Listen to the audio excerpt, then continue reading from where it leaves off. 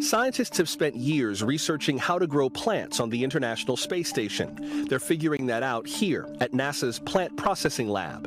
Brian Onate is leading that research.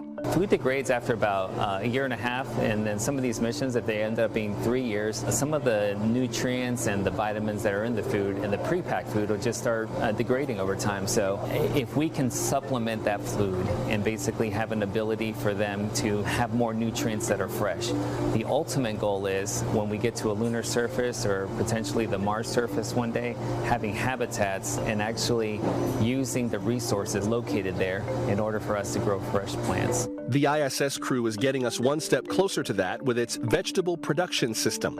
Today it can grow 3 types of lettuce, Chinese cabbage, Mizuna mustard, red Russian kale, and zinnia flowers. The team also set a new record by growing chili peppers. It was the longest fruiting crop that we grew on ISS. The crew was just excited to harvest it. They couldn't wait to cut up the peppers and put it in their dinner for that night. It told us a lot. It told us that the crew really looks forward to fresh food, and then also just the ability to enhance it, right? There was almost like, I guess, a psychological piece that came with it. Onate says it had another psychological impact, a morale booster for a crew far from home. We heard that some of the crew every day before they went to do an activity, sometimes they would just go take the door off and go look at the peppers, or even open the door and just wanted to smell the plant or smell the dirt that was in there. And it's something that's alive and something that it's not metal. Meanwhile, research partners at the University of Florida are growing plants in soil from the moon. That soil is called lunar regolith. Annalisa Paul, UF's Director of Horticultural Sciences, calls it an unprecedented experiment.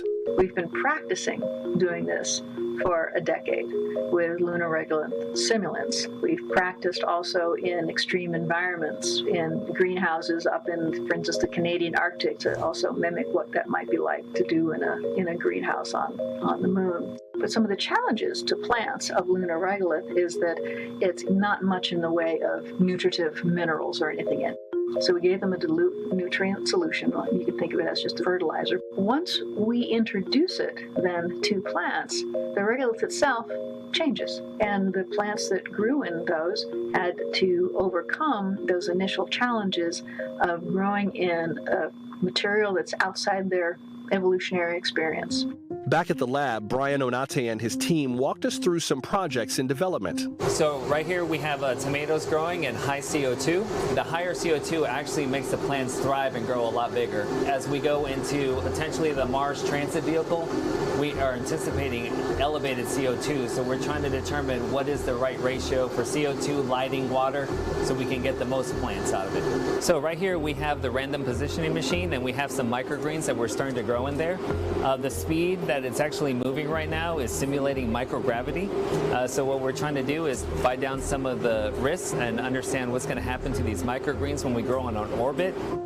And we have a variety of microgreens that we're growing. And right here, as you can see, we have 2 trays of radish microgreens that we have grown on Earth. It's easier to cut these with scissors, and we can harvest them and put them in bags. The challenge in microgravity is, as you can see, they're small. So our team is actually working on methods on how to harvest on orbits. It's kind of like a cracked pepper. Imagine if you're just putting it over your food, you just kind of churn it, and we're hoping in the future all it'll do is just cut the microgreens off in space. And of course, so they don't float away, we have to have capture bags.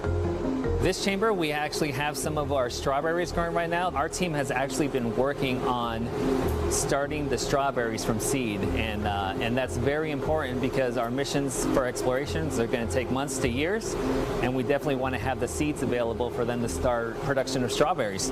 So one thing that our team actually developed here years ago, something that we called seed film, and what we do is actually get some of the seeds and we kind of put them in this dissolvable material, so whenever the crew is ready to use them, we can actually put them into the plant media, put some water, and get them growing. Growing healthy crops is one thing, but researchers are also figuring out how to detect problems before plants get visibly sick.